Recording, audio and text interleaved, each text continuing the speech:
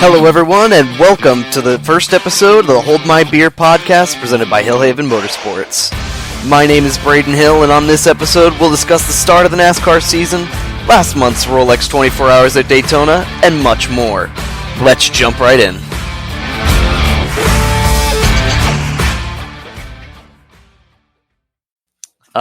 Welcome everybody to the first episode of the Hold My Beer podcast. I'm here with my co-host, Josh Coppernoll. He's the longest member on the team, not the oldest, that would be Steven, but been on the team for the longest. So talk to me. How'd you get into iRacing, and how'd you end up on Hillhaven Motorsports? Well, I got into iRacing back in 2016. Brian Mabry and we used to race together all the time on console leagues, and he brought up iRacing to me a couple times, but I never really looked into it. Costs, didn't really have the financial to get it. One day I decided to get a racing wheel for my Xbox 360, and Brian said, well, now that you have a wheel, you can get iRacing now. And I was like, hey, that's actually a really good idea. So looked into iRacing, got it. Not too long afterwards, I put something out in the forums looking for a crew chief, and that's when you got a hold of me saying, hey, join my team. And then I brought Brian along with me. Yeah, it certainly wasn't the team it is now. Back then, man, that was... Oh, yeah, this team has definitely improved, and I really like where we're at now. Yeah, so just to give context for everybody, because, as we introduce different drivers on here, I want to, give context of where everybody's at. So the way it works in iRacing, obviously you're not going to have, with thousands of people in every race every weekend, they're not going to have everybody in the same race. So they break it up into what they call splits based off, and your iRating is basically like an average of your wins and stuff. So mine at the moment is around 2,300. Josh, what's yours right now? Sadly, only 1,270. Yeah, so just to give everybody context, when we refer to iRating later, because I'm sure it'll come up, iRating is just kind of, it's almost like ranking. So when you get into whatever split you are, it's almost like college football, how each team gets ranked, and within each race, there's basically rankings. So tell me about your NIS career so far. Well, 2017 was my first attempt at it, and it was with this team. Hadn't gotten a win. Haven't gotten a win in NIS at all yet, but we've been really close. Actually finished third this past weekend at Auto Club, which was really nice. But yeah, 2017, won my division championship, which was the first for the team. So that was definitely really nice to get. Yeah, it's definitely cool. It's kind of funny that you did. Matt Crafton copied you, given that he's your favorite truck series driver. He copied you doing the whole win a championship without a win thing, huh? I'm actually very impressed you knew that Matt was my favorite truck driver. Hey, at least I know that, and not your time zone. Just for context, there's a whole inside joke that I keep forgetting that Josh is in my time zone, because I keep forgetting that Michigan is technically Eastern Standard Time, but that's a whole nother story. So, yeah. Just to recap, 2019. 2019 was, by far, the team's biggest year, growth-wise, results-wise. We went from barely having two cars, and I had been in high school at the time when I first started the team, so I couldn't necessarily commit all the time I would have liked to the team, but I was able to put a lot more time into it and the setups, and it was my third year as a crew chief and as a driver. Well, my rookie year as a driver. So we had 10 wins last year. Tons of great qualifying results. I think I personally had 6 last season. Brian had 2, and then Cam got 1 and Terry got 1. I had brought them on at the end of last season. And 2020 so far is off to a great start. Wouldn't you agree, Josh? Oh yeah, absolutely. Strong finishes in the Daytona 500. Probably, someone definitely probably could have won at Daytona. Cam looked really good. Yeah, for sure. But They 2 didn't wins on put the that damn season so Bristol far. setup in the car. Yeah. And here's how special our team can be sometimes is Cameron, however, whatever he likes to be called at the time. Cam Caldwell. He in between races, Daytona week, went into a separate test session to get screenshots of the car, and when he was doing it, he changed the setup, and then he went into his Daytona 500 race with the incorrect setup. Instead of the setup that I built, that I put hours into making as fast as possible, he put a Bristol setup in the car and finished. Yeah. Where did he finish, Josh? I want to say 4th. Pretty good. I'm Cam spotter as well. I've been spotting him all season so far, and I do believe we got 4th in that race. So not bad with the Bristol setup, but yeah. Yeah, in the team we have generally we have spotters and drivers. A lot of times the spotters also drive in Josh's case. So Josh spotted for me last year. I got him his first win that he was super excited about. His first win as a spotter. if you dare look at his if you look at his profile on iRacing, it says 2019 NIS Roval winner ... as a spotter. I'm very proud of that win. I mean, why don't we talk about that win, because that was a pretty major win for both of us. Oh man, yeah, that you were scaring the crap out of me the entire race. So Yeah, I have a habit of doing that. but yeah, I mean, being in road courses and iRacing, there's no caution flags, full course cautions, only local cautions, which local cautions are just relevant to that area of the track. So it doesn't mean like slow down to 55 or whatever the caution speed is at other tracks. You still can go, but not to pass anybody. So it was green the entire race. I believe we short pitted in that race. Yeah, so I started about 4th. I definitely didn't have the fastest car, and I was making a few mistakes early in the race. I hadn't really gotten into my rhythm. So it was, I think, a 55 lap race. I believe it was the full. It was half of the full length. Half of the full length, and we started P4. I think we got up to P3, but the leaders were just gone. So most of the field split the race in half. I decided, with the help of Josh, because as with iRacing, your spotter is also your crew chief most of the time. So I had Josh make a few adjustments for me, and we actually pitted on around lap 20 it was, or maybe it was lap 15, somewhere in there. And basically having the fresh tires, I mean, the extra speed was incredible. So I fell back quite a bit, drove through most of the fields, and then by the time they pit, I had a huge advantage, but I was way down on the tires, so they ended up coming back around me again. And then the second time I pit, it was game on from there. I pit with, I think, 18 laps to go, if I remember. I think I was in. Yeah.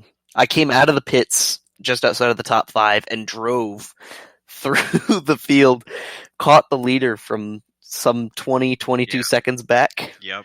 Scaring the crap out of Josh at every chance I could.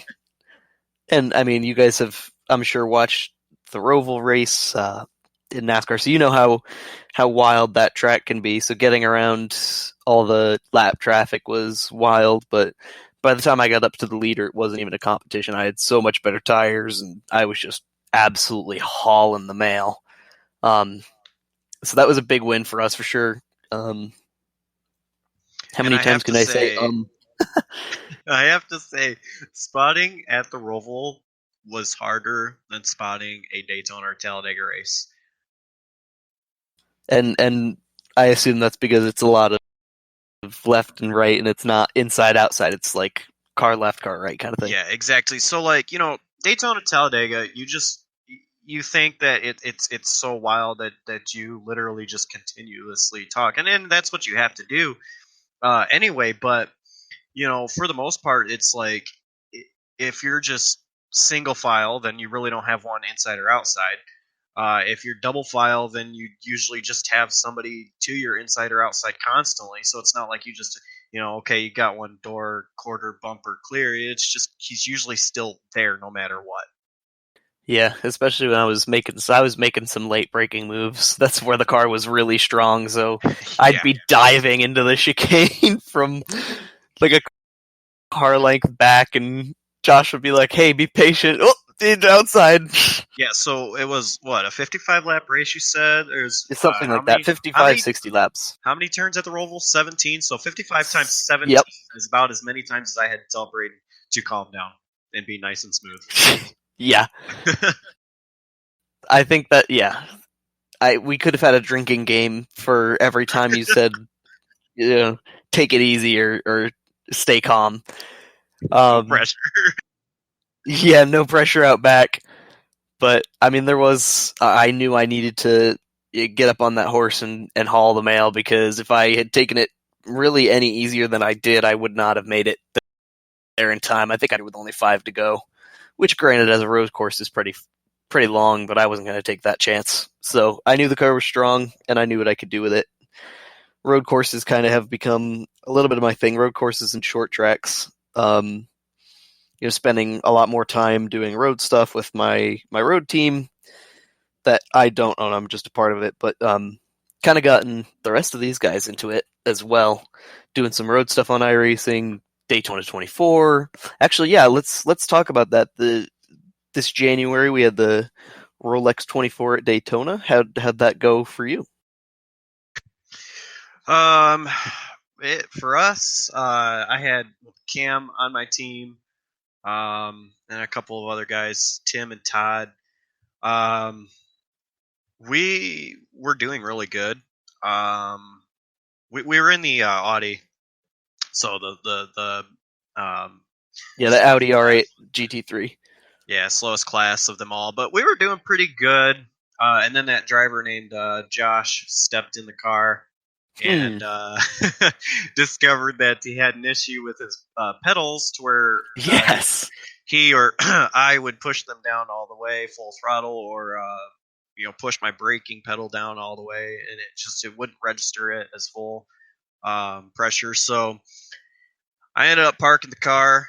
Well, parking it for my stints. Cam technically parked it. Todd hopped in after I did, and after Todd, Cam hopped in the car, and Cam, um, somebody behind Cam just drove it like really hard into the corner, which made Cam miss his line a little bit, and he ended up hitting like a bump or something. It just upset the car and it turned it straight into the wall, and we got a lot of damage and it killed the car. We made it like 7 or 8 hours in. So I Yeah. was very proud of what we were able to accomplish. Yeah, for a first attempt, that was definitely good. For me, I was racing with V3 Racing. I was originally we had 2 teams this year, a Ferrari team and a Ford team. This was in the GTE class. So to give you guys context, in real life and in iRacing, there's 3 different classes for most endurance events. The prototype class, which is the fastest. The second fastest is the GTE class, and third fastest is GT3. If you guys watch IMSA, GTE is the equivalent to GT Le Mans, and GT3 is GT Daytona. Um, and we were racing in the GTE class. The first team, I mean, they made it like 6. The team that I was supposed to be driving with originally made it like 6 laps, and somebody straight up took them out. So that was really a bummer. Um, so I was looking to be able to drive with the other team if possible, and it actually worked out because the drivers on the Ford team, his wheel broke midway through his stint, so he had to come into the pits, and another one of our drivers took over. Granted, I didn't know this at the time, and I had gone out with a few friends, and I get a message from one of my teammates that the guy his name's Hussein. We call him Hussey. Hussey had been in the car for almost 5 hours by himself because, yeah, because my teammate's wheel had broken and I had no idea. So I hauled butt, got in the car, hauled butt from the restaurant I was at, drove like half an hour to take the car from him, drove that for about 3 hours until my pedals failed. I have my pedals mounted to my rig, and I had only had them for a couple weeks prior, so I didn't know exactly how hard I was pushing on the brakes. And I went into one of the corners, and the pedals just completely dislodged from my rig. It just got launched out, and the car just went into the wall. At that point, I kind of just limped it back around, got it to the pits, and by then we had another teammate waiting to take the car. We had been in second or third place that whole time, and then the car ended up getting killed because somebody in front of him ended up just slamming on the brakes in front of him, and there was nowhere he would go at that point. But it was pretty solid. We were trying to defend our win because in 2019 we had won the race, but unfortunately we weren't able to do that. But the next race, the next endurance race, is Sebring in March. I don't know if you have any plans to do that, Josh. I have no plans. No. So I guess we'll figure something out. So I did post on the NASCAR Mino, which is one of my personal sponsors. It's a really awesome community of guys just sharing NASCAR paint schemes, NASCAR news, just kind of a cool community talking about the sport we're obviously passionate about. And I made a post and asked a few questions. So I guess we'll kind of answer these. The first one, I guess, was to me since I am the team owner. Well, I mean, you're a team owner too, kind of. The first question, I'll address this to you, and then I'll answer it myself. What's it like to own an iRacing team? Well, I mean, it has responsibility for sure. PBR isn't really active right now, but I know, like, for you, the time you put into making our sets and stuff is definitely a lot of time, and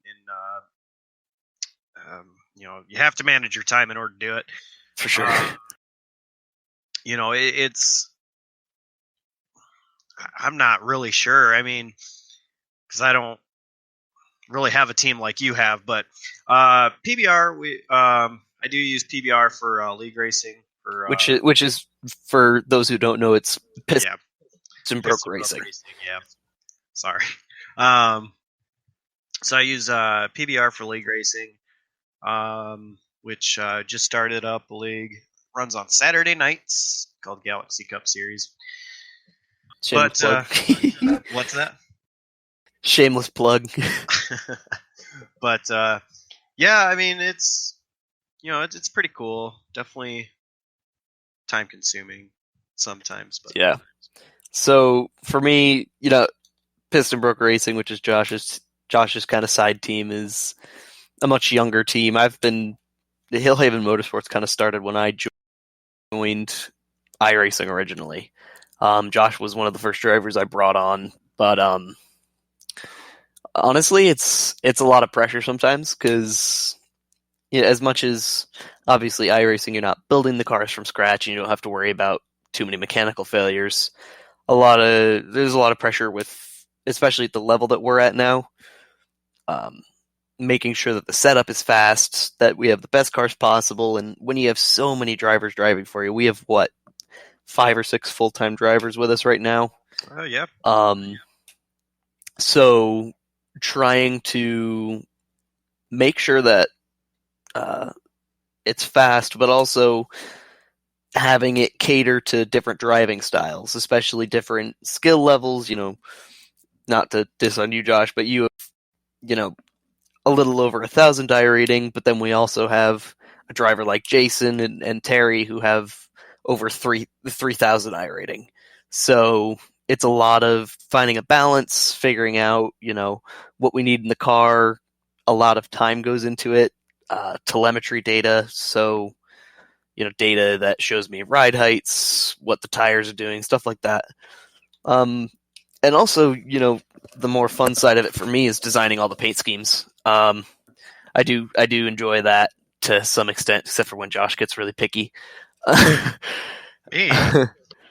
um, but yeah, it's really enjoyable. It definitely adds another level of stuff that you get to do with the sim than just getting in the car and drive. It's a lot more of a community and a lot more of a relationship. Oh yeah, we have a So, lot of fun outside of racing. oh yeah. When it comes to racing, that's racing. But during the week, we have a lot of fun. Yeah, when it gets to race time and it's just your spotter, you and your spotter and chat, it's a lot getting down to business. But during the week we'll do random practice sessions and screw around or go into dirt. So normally don't drive ever, but and just kind of wreck each other and just have fun, blow off some steam, and it's just good team bonding. Yeah. Figuring out how creatively we can wreck each other. So the next question, I don't know if you really have any experience with this, Josh, yet, but the next question: how do sponsors help an iRacing team? So yeah, I've never had a sponsor for my team, but to answer that question, um, as you were saying earlier, looking at telemetry and stuff, you have to pay to use telemetry and some other things. So sponsors help pay for that to help make us better with the setups that you make. Yeah, and also a lot of the big events, like there are some live broadcasted events and stuff where in order to be in the race you have to pay an entry fee. So sponsorship money goes into that as well, and also we got some exciting stuff coming up that I can't spill too much about, but looking at possibly starting making merchandise to give to the team just to be able to give back, because these guys and myself, we put a lot of time into it, so it's nice to be able to promote the team that way and build up the website, advertise the team, and just continue building a brand, really.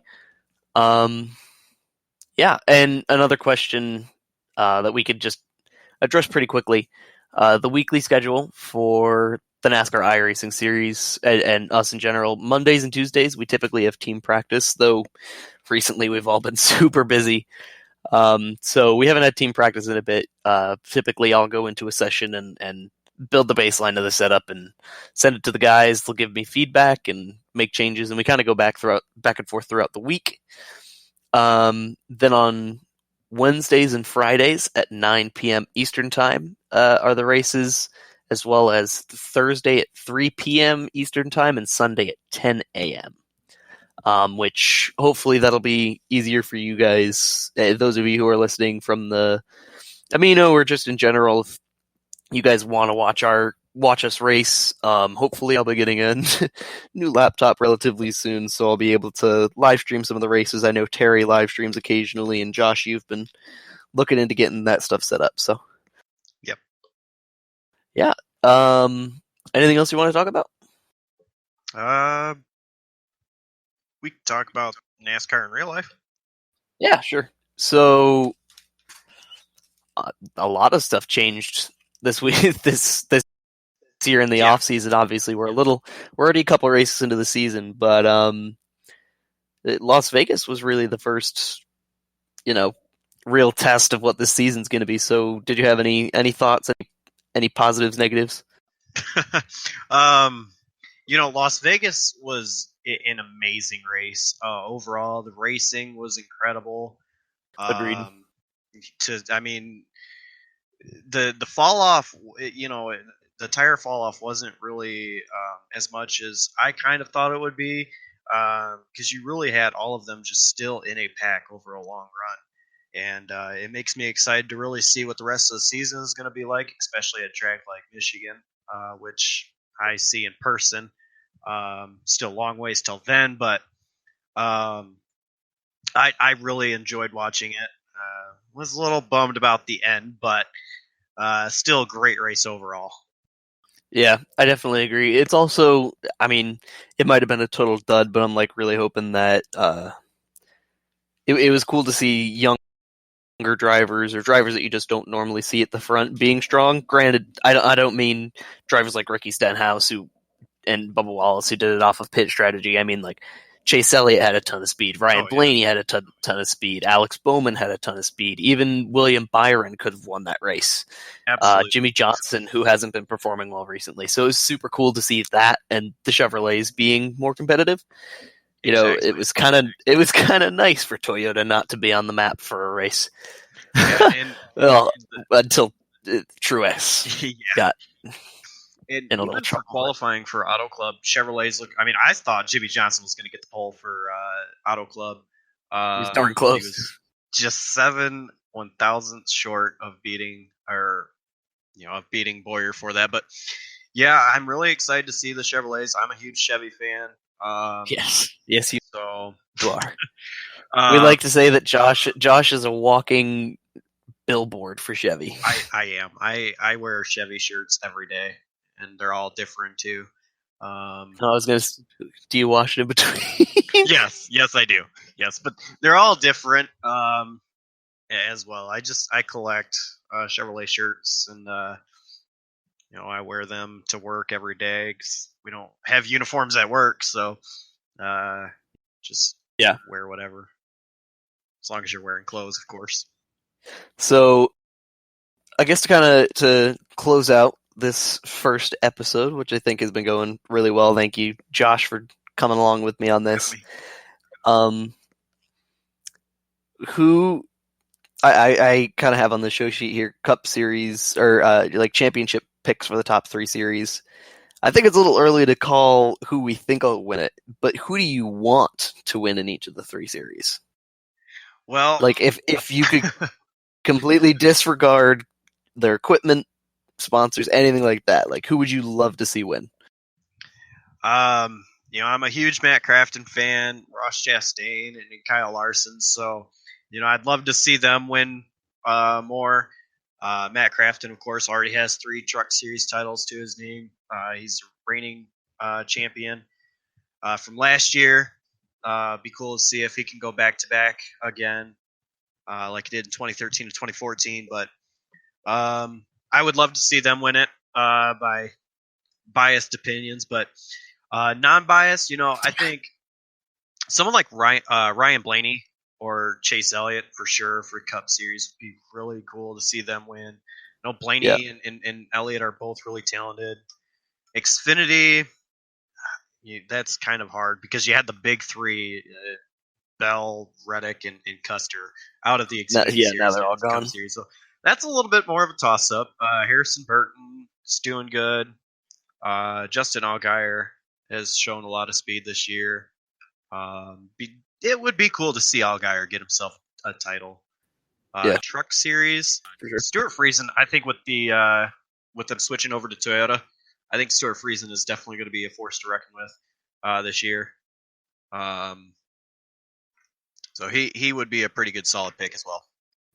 Yeah. So for me, honestly, the Truck Series and the Xfinity Series have moved around so much Yeah. recently. It's hard to keep track.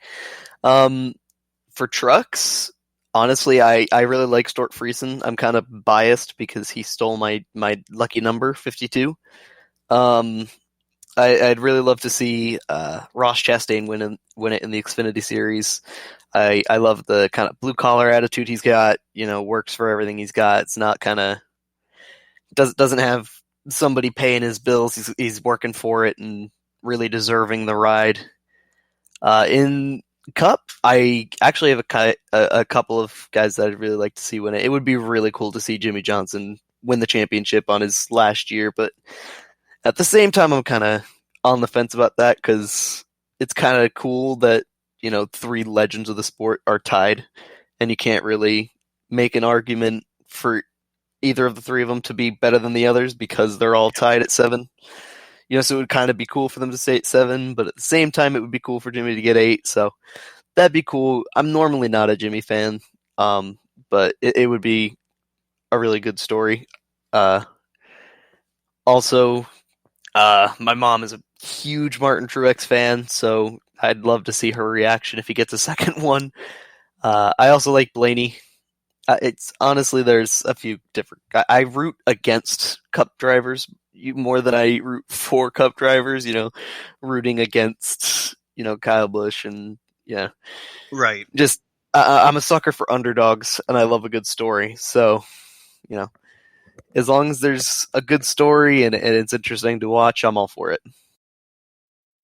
Yeah. Well, I think that's about a good time to wrap it up. Thank you very much, Josh, for joining me. Yeah, thanks for having me. It was fun. Yeah, it's hopefully going to be getting at least one of these out, 1 or 2 of these out every month.